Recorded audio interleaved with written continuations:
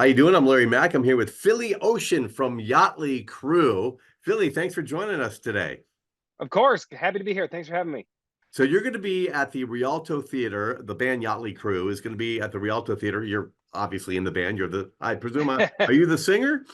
I'm the lead singer. Yes. Okay, so you're going to be there on Friday, May 3rd. And Yep. I have never seen you guys. I have seen videos of the band performing. I have always wanted to see you guys. I'm looking forward to this. Every time you guys were playing, I was doing something else, but I'm not missing this show on May 3rd. Um, Excellent. I love to hear that. so tell me a little bit about, yacht rock has become like this relatively new term in the Yeah. last 5 or 6 years.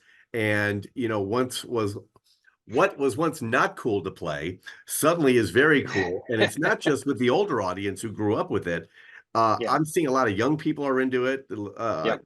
I was a mobile DJ for quite a while, and I was amazed at the amount of kids that wanted to play Hall and Oates at their wedding. And Oh my gosh. yeah.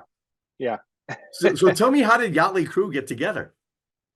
Honestly, we got together because all of us love this music so much. Our drummer and our bass player kind of came up with the initial idea to play these songs.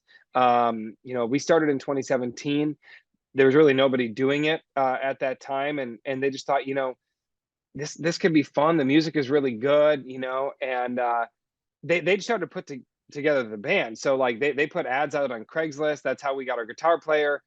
I'm friends with our guitar player's sister, so she introduced me to them, and we all kind of came together. But we all just had this like magical shared love of 70s and 80s soft rock, and like you said, Hall and Oates, Africa, Christopher Cross, the Doobie Brothers, Michael McDonald, the whole gang. And we never knew if it would be something that lasted a year, or and here we are 7 years later, and it just seems to be getting bigger and bigger. No one is surprised by that more than us, by the way, because this was just something we kind of did for fun, and we always wanted to take it as far as it could go and reach as many people with it, because we believe that this music is so good and so fun.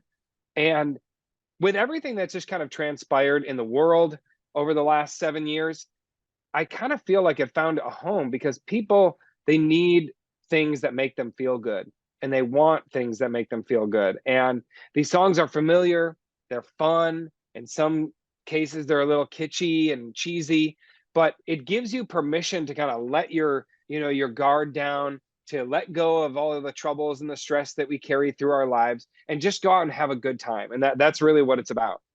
Yeah, I was looking at your set list, and you guys have a wide variety of artists that you choose Yeah. from, and even so, the variety of yacht rock bands and songs out there, because sometimes a band cannot be considered yacht rock but have a yacht rock tune. That's Um, right. it's how do you guys narrow it down? It looks like you don't play like 10 songs and you're done. I look like I saw like Oh, 20 and even more than that tunes in your sets. yeah, most of our shows are close to or over 2 hours. I mean, it's a good concert. And and it's not, we're not just a band that stands there and goes through the motions, like it's a very high energy show. There's a lot of crowd involvement. It's a party. So we've been called the Kiss of soft rock. Like it's that energy level, it's that production level. And there are other yacht rock bands out there, and they're great. And I'm not talking bad about anybody, but we do it different. We do it our way, and we do it with a lot of energy and a lot of enthusiasm. I think that's what the crowd responds to. And yeah, we have a tremendous repertoire. We have well over 100 songs that we know and play, which gives us the opportunity to really make every show something new and something fresh and fun. And I think that's also what people respond to, because they know, like, every time they come to see us, they're going to get a different show. They're going to get something new. Okay, so you guys do switch up the set from show to show. Oh yeah, you have your down the line. There's about 20 songs that really are the core of the yacht rock genre, Hmm. and so we have to play those. Otherwise, we get hate mail. Like people write us and they're like, "Why didn't you play Baker Street? Where was Africa tonight? You make my dreams come true." They are passionate about those songs, and we'll disappoint people if we don't play them. But after we add those into the set list, we have some leeway to move some things around. Oh, we haven't done How Deep Is Your Love, we haven't done Just the Way You Are, we haven't done another Jerry Rafferty song in a while. Let's do that. Let's throw this other Christopher Cross song, or like a lesser known Hall and Oates. And so it really gives us the idea that we can play around with this and keep it interesting and fun because the genre is so diverse and weird. And yeah, we can like just kind of tiptoe outside the lines of yacht rock every once in a while. We don't do it ad nauseum, but we do every once in a while. Like, oh, and we let the audience be the gauge. We played songs like Thunder Island, that is like a deep cut yacht rock song, Mm-hmm. and there's crickets, which just is disappointing for us because I personally love that song and I think it's one of the best yacht rock songs out there. But if the audience doesn't know it or respond to it, and it kills the vibe, we have to lean into what makes the good Yeah. show, right? So we will experiment and we'll try little things and we'll let the audience kind of be the judge. If they love it, well, it's hard to argue with that. How many musicians are in Yachtly Crew? There's seven of us. We have two keyboard players, a guitar player, bass player, drummer, saxophone, and lead singer. And what part of the country are you guys originated from, or is it kind of like a national type band? So we're all based in LA. That's where we live, but we tour nationally, and we've been touring nationally for years. We started just on the musical bar circuit, small venues, all throughout Southern California and Nevada and Arizona. And really, it was right before the pandemic in late 2019, early 2020. We started to get a lot of interest from other venues around the country. And right as the country was closing down because of COVID, we had a national tour ready to go. Well, that all got scrapped and kind of canceled. And we ended up doing a bunch of live stream concerts. We ended up doing concerts in your car where, we'd be on the stage in the middle of a massive state fair parking lot and everyone would drive in like in the old days. And Okay, that was like a fun movie and theater, but with interesting. a band. Exactly. Wow. And it was fun. It was interesting. And it gave us the ability to continue to play um, and be creative. We also recorded a bunch. We made music videos. But really, after the pandemic in 2021, when things started kind of like slowly opening back up, it just took off like a wildfire. I mean, it was crazy. And I think a part of that was, like I said, people were in their houses for a year and some change, and they couldn't really go out. They couldn't socialize as much. They couldn't go to live music shows, and they were hungry for it. I think that added a lot of fuel to the fire, and that combined with the nostalgia that these songs bring, I think was just a really perfect cocktail.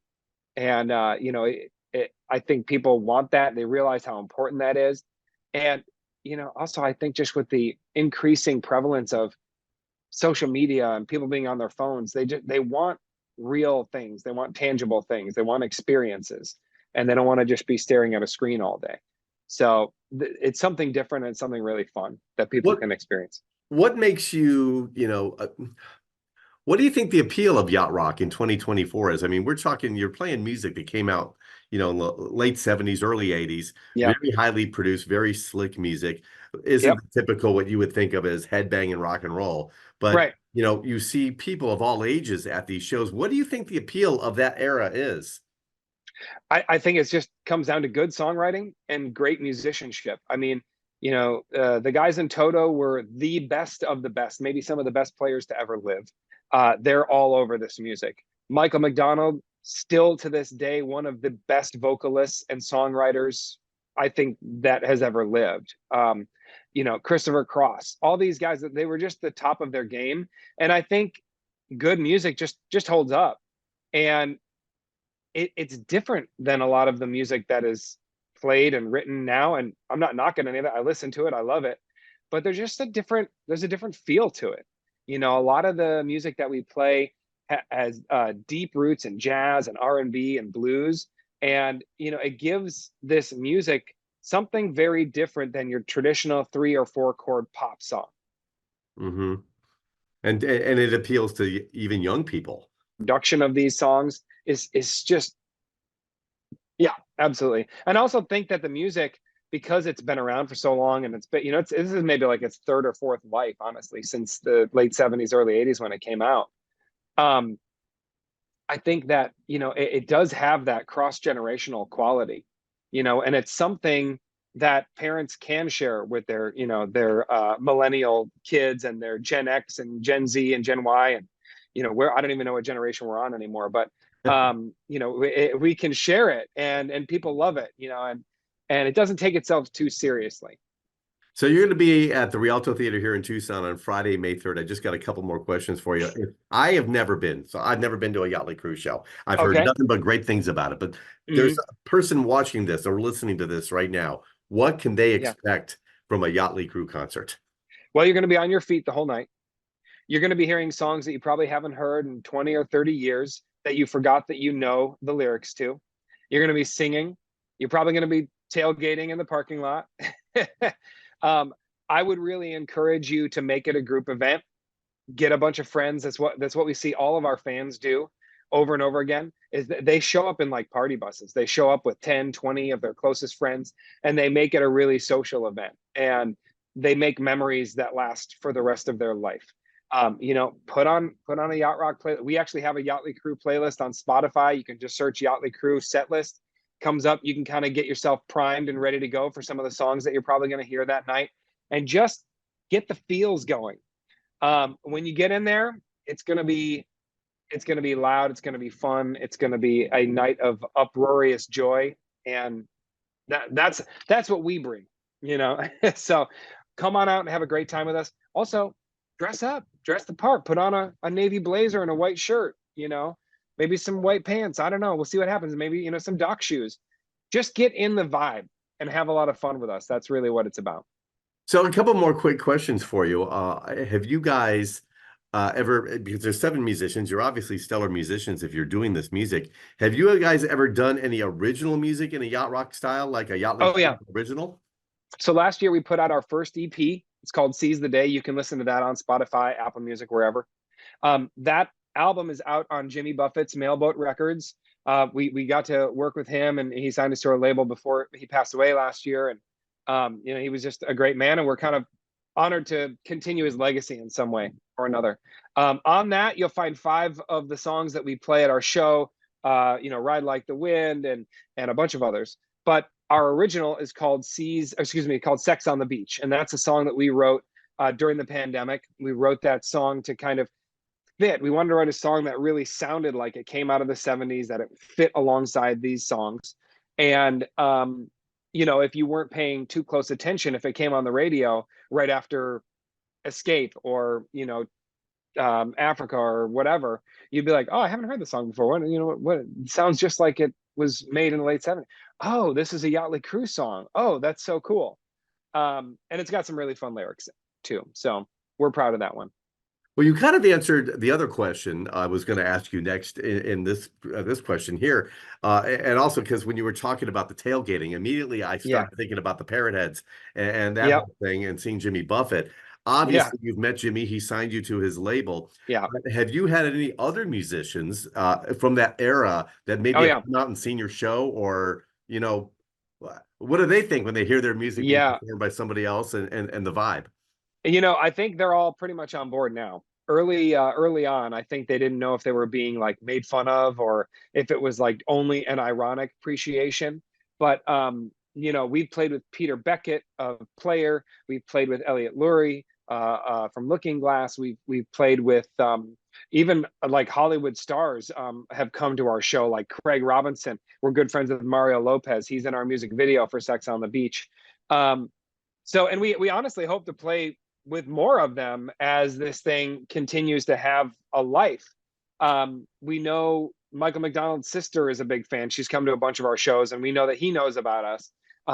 Funny enough, the producer that makes our records that we work with, and we're currently in the studio now, he works with the Doobie Brothers and Michael McDonald. So it's the same you know, cohort of people that are all kind of working on this music again, which is, it's kind of neat, I think. So when you guys are performing it, you know, Philly, are you channeling like Christopher Cross when you're doing Sailing? Are you channeling Michael McDonald when you're doing one of those, or are you kind of putting your own spin on it, or are you trying to keep as close to the original, or is it more just about the fun experience or a combination? So for me, especially when we were learning these songs, you know, we worked for like 4 months preparing this music before we ever played a show, because we knew that people, they know this music intimately, and if we weren't playing it like they were used to hearing it. If we were just doing our own thing with it, Mm-hmm. it wasn't going to land. And now we've been doing it 7 years, and we have people come up to us and go, I like your guys' version better than the original, because it's evolved. We over time we've infused our energy with it and our performances with it, while still balancing that by staying true to the original. You know, the original licks, the original solos that people know note for note are still in there. For me personally, I mean, Kenny Loggins is a musical idol. I think that his voice is so insane. Michael McDonald too. I mean, they're impeccable. I also grew up listening to a lot of Queen, so the showmanship of Freddie Mercury is something that has always been with me since I was a little kid. And even like, you know, just the heart and soul that you can hear. If you really listen to these old songs, you put some headphones on, you crank it up, you can hear the heart and soul with which they sing. That's what I try to capture and remember with every performance, is like, it's really about putting that quality and that energy into the show. That's what people are going to respond to.